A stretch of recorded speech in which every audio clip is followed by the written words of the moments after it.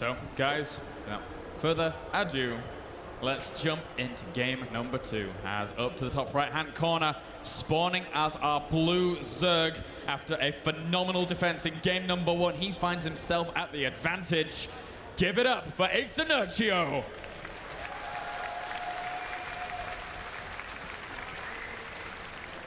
And down in the bottom left, before this finals began, he asked the crowd to cheer as loud as possible for him in the finals.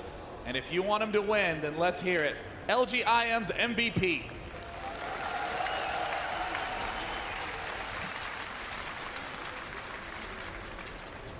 Again, Cloud Kingdom here as Inertio.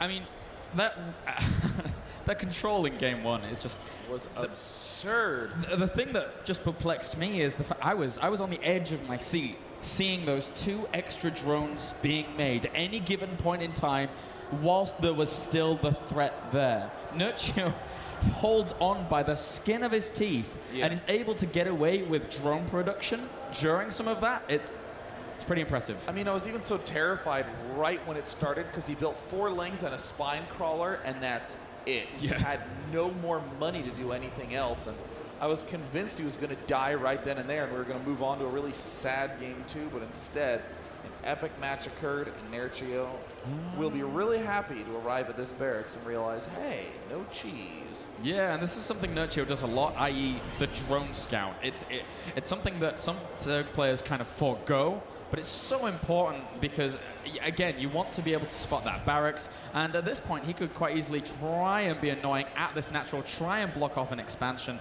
but for now also have to be very wary of that initial Marine, going to be able to poke out against him.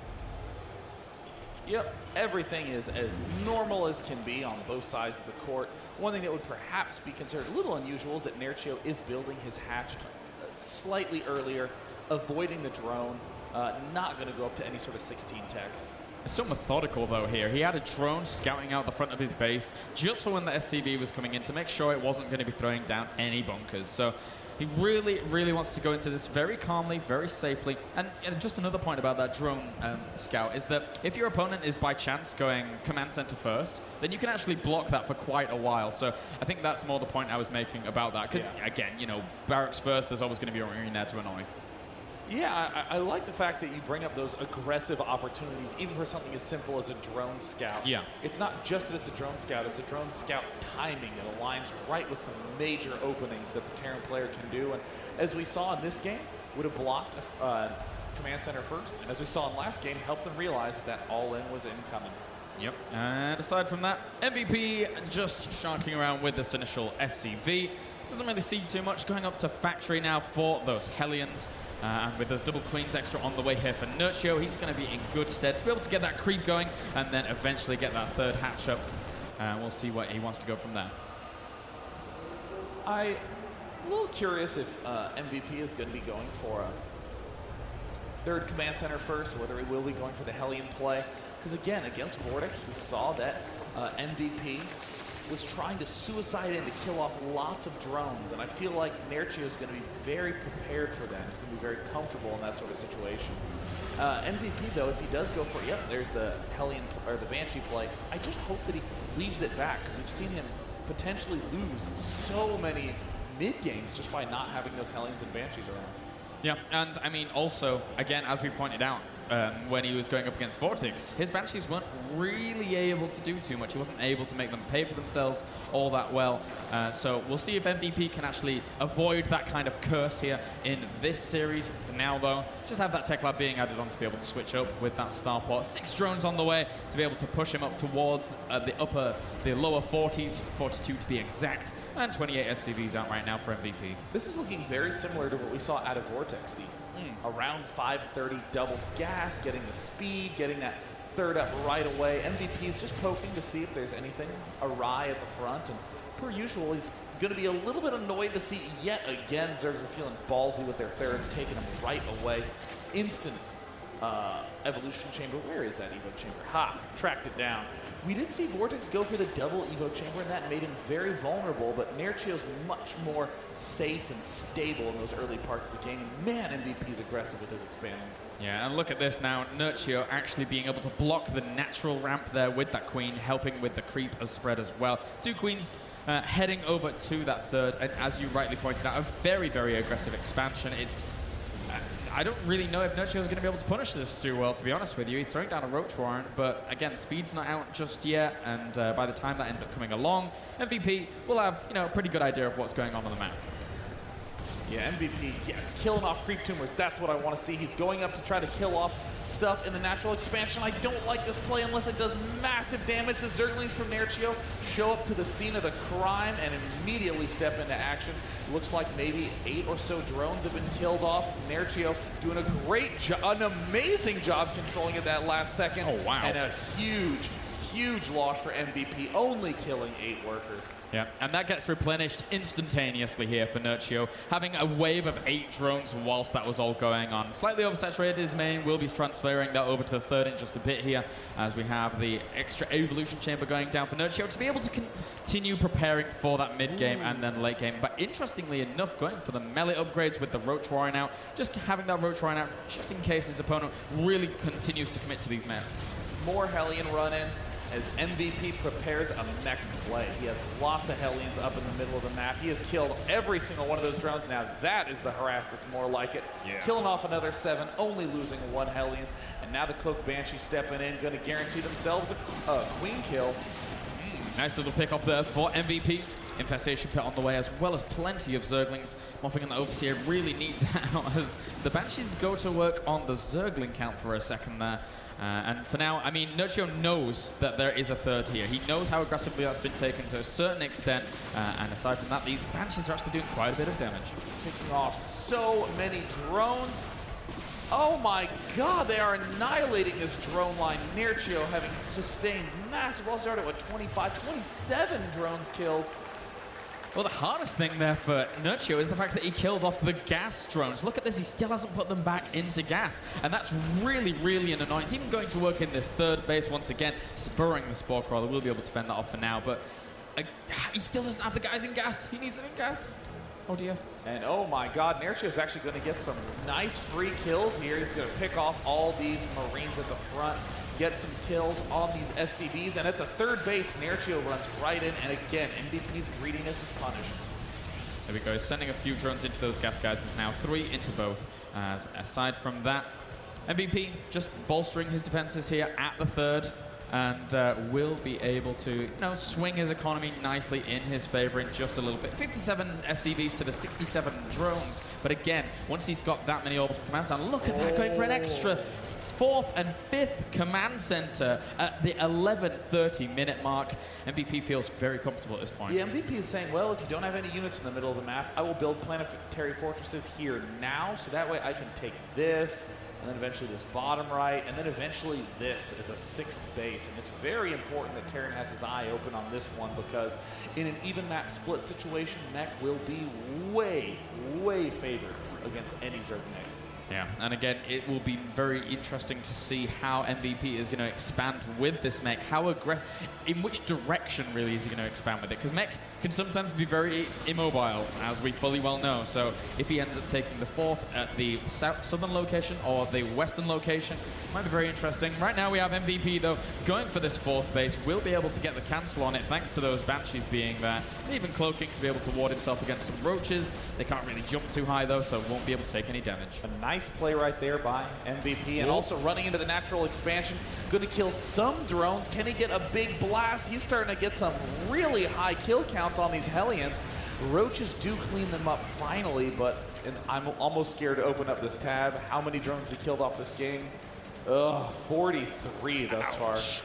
Yeah, somehow Nurtio has been able to build around 110 drones here at the 13-minute mark, and he's had to replenish them. Nurtio has been under fire constantly here. Meanwhile, though, he is going to be able to get that hive on the way, spire on the way here as well. So he's going to be going into that Broodlord tech to be able to complement those infestors. But MVP for now, he's getting that Mech rolling. He really is. Yeah, and against Mech, I'm not so sure how much I love the idea of going for really fast Broodlords. if the Meching player has the right mixture, it's so easy to deal with. I mean, even the fact that in kind of medium econ situations, as a Zerg, you have some Zerglings, and that's about your only ground force. Roaches do push into that third, able to get a little bit of damage off there, killing off a few workers, getting a few Hellions as well. But aside from that, not too much damage there done. Oh, but I love the burrow at the fourth location with one Roach here just to prevent him from taking that as quickly as possible. But actually, there is a Raven in production, so he's going to take that a little bit quicker, despite and not have to waste a scan. Now this is interesting. Generally what Mech players do is they will build a few tanks, maybe 4 to 6, and then devote all the rest of their resources to Thors. As Thors are a little bit more versatile, they can deal better with the Ultralisks. But in this situation, we see MVP interestingly going for almost only tanks. I suppose he's just very concerned about a potential mass. Oh, look, oh, taking out one full energy infester. Oh, a lovely scan there as well to be able to take out a second, mixing Banshees into Mech. So viable, so potent as well. It means that you just don't, you have to take extra precautions to be able to deal with this airborne threat that is, if you don't take these like small precautions, like for example, having a good corruptor count to complement exactly the infestors as well as, you know, the brood lords and stuff like that, you can take so much damage so quickly. They deal damage so fast. And there's a nice engagement for Nerchio, just picking off a few dudes at the front. With this Banshee count present at all. Oh, a gigantic fungal growth. Blue Flame Hellion's not being controlled well, getting completely surrounded. And now MVP continues to push, but this is a dangerous situation to continue to engage as MVP. He's stepping onto creep. He doesn't have any Hellions. A swell of Zerglings will kill him off, but maybe just a swell of Roaches will. I'm curious as to where the Raven is, because he's looking to take fourth behind this, but he's going to need that there to be able to clean up what is actually present. Again, unless he wants to use a scan. Nice infested Terrans being dropped from some of those tanks. Oh, being thrown from all angles, and we see Roaches hitting from both sides. Nerchio trying to split up. Tanks do so much damage, but oh, Nerchio destroys this Mech army with ease. Despite a really nice PDD, he brings him down. And for now, these tanks trying to deal what they can, and the Thor being quite pesky as well. Not anything left on the ground to be able to clean that up. But he is... Oh, he even tries to land at this other location, but there's another Roach here for Nerchio, taking such great precautions here against MVP. Just fantastic play, and oh my god, do I love this double macro hatch. Is he getting the adrenal glands? No, of course not. Why would anyone ever get that upgrade? Ugh. God, it always hurts my soul whenever someone doesn't get that adrenal gland upgrade. One scan spent to try to take down that one, and it distracts MVP long enough not to see this push of Roaches. Again, MVP is getting an unusually high amount of tanks. Almost always you see more Thors, but with the failure of that push, suddenly Nerchio's getting the opportunity to step into action. Looking a bit scary here for MVP. He's down by so much supply right now. Income tab not looking too pretty for MVP just yet either, until he gets that fourth really up and running. And it looks like Nerchio maxing out very soon with that 3-3 on the way and extra infestors.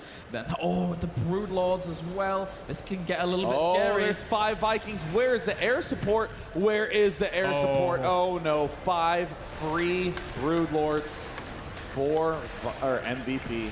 And the Queen, one Queen coming along to try and transfuse where they can. And what a lovely little transfuse there on the very end. Oh my god, those transfuses! Saving 2 of those brood lords so handily there. Nerchio taking great precautions against his opponent, despite having been caught in the middle. I'm real scared for Nerchio stepping into the late game. He has just a huge problem with this 4th base being up for MVP. Yeah. Now a 5th base is only a little ways around the corner. MVP again saying, well, if you're going Broodlord, you are not going to be fast at all. So suddenly Hellion harass is really strong again. Oh, and look at this. Nerchio actually takes that base up to the top left-hand corner, which is something we criticized. But Blue Flame Hellion's coming into the 4th. How many drones are they going to be able to kill? Zergling's trying to kill it off as well. He actually doesn't get that many drones, so a really nice defense there by Nerchio. But with that nice defense, suddenly we see that this expansion is not under threat at all. This is the danger with being this spread out as a Zerg player with slow units. And Nerchio's trying to find a good angle, but I like this choice. He's getting the Ultralisk Cavern. He's rounding out the rest of his composition. He's trying to kill the... Oh, what is going on? What on earth? How is that one Hellion getting so much damage done? He gets one drone. He might be able to get a few more as well here. Meanwhile, though, we have Nurture actually pushing through the middle of the map. He has a few corruptors to be able to deal with those Vikings. But again, he needs good fungal ghosts on the Vikings. And there's the step in. All the tanks unsieged. What a misstep by MVP, but does it even matter?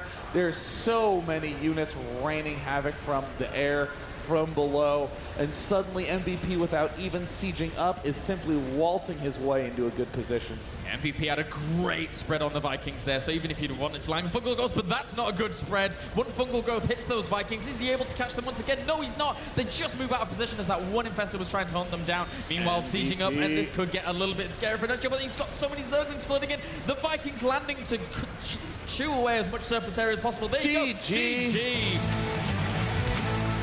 Kind of an unusual game with MVP falling a ways behind after a big mech push and just going into mega passive mode, completely stopped doing any kind of aggression, built up a big attack force, and then attacked once for a solid win.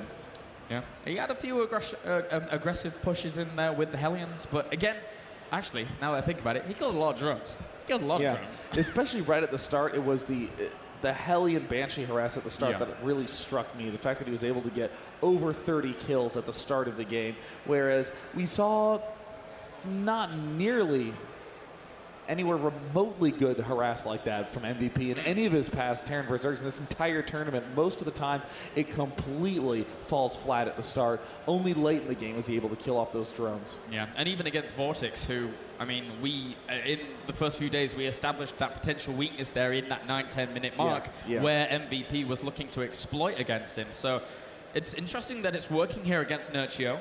And I mean, going into games 3, 4, and 5, Nurture is going to have to like step up that defense, or take the third a little bit later and use like a macro hatch instead. Yeah, I mean, I do like the idea of getting a macro hatch, or I guess I'd say 4 hatch on 3 base before the layer. It's a type of play that lets you focus more on queens, focus more on creep spread, and just get a gigantic amount of units out to deal with any sort of early threats, especially against Mech. A lot of Ling Roach counterattacking, a lot of just basic mineral focus is an excellent way to deal with Mech until you can get a huge pack of Ultralisks up.